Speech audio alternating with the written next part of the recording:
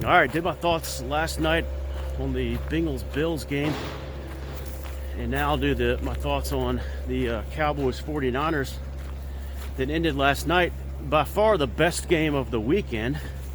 We had really 3 duds and then one nice, intense, close game and low-scoring game. It's good to see. There's such a better intensity to those kind of games than a shootout. And I didn't realize that both teams were teams that scored so high during the regular season, points per game. But I knew about their defenses, and that was a very impressive game by the 49ers to win at home. It was a very what I saw from the Dallas Cowboys. If I did my picks again, I would pick the Bengals because I was not feeling very good about that pick. I did not do very good on my picks this weekend. But I would pick the Cowboys again. I really thought they were going to win that game, and what I saw on defense from them was about what I expected. They did very well. The reason they lost that game, now last year there were the talk with that debacle in Dallas, and the way it ended, it was all about McCartney. But the reason they lost last night was because of Dak Prescott. And here's a guy who has they made a bad decision by paying him what they did, because he has come up short in these big games, and a couple of just unfathomable interceptions, and all he had to do was come into San Fran and score 20 points, and the Cowboys get to the NFC Championship game. Can't even get 20 points. So that was a pretty sad performance by Prescott. Now, I understand that you draft a guy in the 4th round and he turns out to be as good as he's been. It's like, what are you going to do? You can't replace.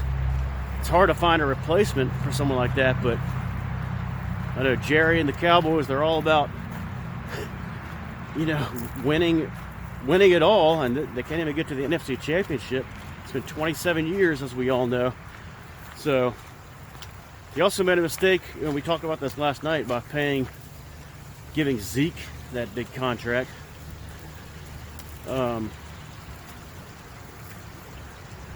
I'm okay with that feed me thing, Elliott do.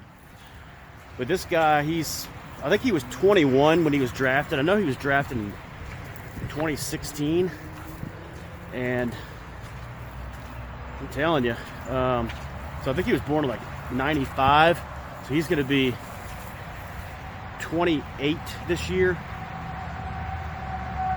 Boy, oh boy, dude, running backs, the shelf lives are very, very short, aren't they?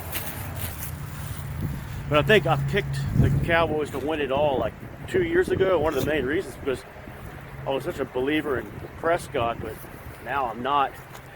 But you still got to stick with this guy. Like I said, you can't. I mean, who are they going to bring in to replace him? But I mean, the team they built around him. There's just no excuses for what happened last night. So, Cowboy fans, free Jack Carr. Enjoy your Australia trip if you really are going there. Someone else said you're going there, so that's why. But Favre, whoever else is a Cowboy fan, y'all had to be really disappointed by that. At least Free Jack showed up today, so that's all right. Jay Castle, my man, hanging out in the yesterday at the Stick. I don't know what they call it there anymore, but I'll still call it the Stick. Hanging out, doing some tailgating with his family, with his brother, and doing a little, having some adult beverages with Jeff Garcia. And speaking of, I want to see those pictures. And speaking of 49er legends, it was cool seeing Jerry Rice and Roger Craig yesterday at the game, before the game. Fox showed it. Especially after JG was making that McCaffrey Roger Craig comparison. We've heard the Montana and Purdy comparisons, but not the Craig McCaffrey. I think that's a pretty good one by JG. But it was good seeing those two guys there. Boy, they're like 60 now. They look really good for their age.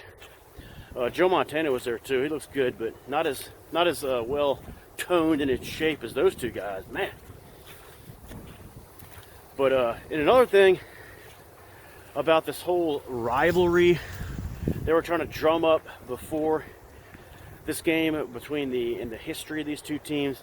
There's no rivalries. I think I talked about this during the before in videos. No rivalries in NFL anymore. If anything, it's familiarities. So I was watching the special on the 90s Cowboys 49ers who met in 3 consecutive NFC Championship games. And before the 2 of those, there were skirmishes, like real heated skirmishes at midfield or somewhere on the field before those games because of smack talk and stuff before games. Fox tried to kind of drum up something and manufacture a skirmish before, something about the kicker, but you could tell it was kind of like not really a real not really a big deal. And then during the game you saw someone made a great tackle and they got up and they were like high-fiving the guy tackled, and it's just like, you know, these guys, they don't hate each other, they're familiar with each other. And the other thing is, those were in the 90s, those were championship games. Those are the NFC Championship games, and last year's meeting was a wild card game. This was a divisional round, so it's just, you know, it's not like a huge deal. It's not like these are the 2 clear number 1 and number 2 teams in the NFL like those teams were in the 90s, or even in the NFC, because they're not. And I also saw in that documentary where after that second loss to the Cowboys in the NFC Championship game in January of 1994, Carmen Policy and Eddie DeBartolo were on the elevator saying, "We will not let this happen again." And they went out and signed all those mercenaries and free agents.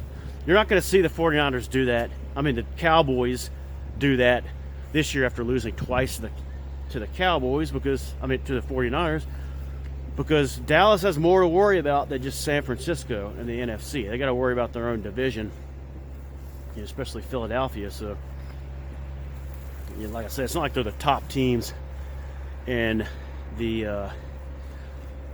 NFC or the NFL for that matter. But impressive win for the 49ers. Congratulations, Jay Castle. And Brock Purdy becomes the 5th rookie quarterback to advance to a conference championship. Sean King of the Buccaneers, January of 2000. Ben Roethlisberger of the Steelers, January of 2005. Joe Flacco of the Ravens, January of 2009. And Mark Sanchez of the Jets, Jets, Jets, in January of 2010, back-to-back years. All 4 of those quarterbacks lost in the conference championship. So, Brock Purdy trying to become the first rookie starting quarterback to start in a Super Bowl. Historically, the odds are against him. He's got to go to Philadelphia to do it too. Tall order. But as I will say in the conference championships predictions video coming up this Saturday, these are clearly the 4 best teams in the NFL. If you think differently, let me know, but I believe these are clearly the 4 top teams. Enjoy all the talk and the hype. See you guys later.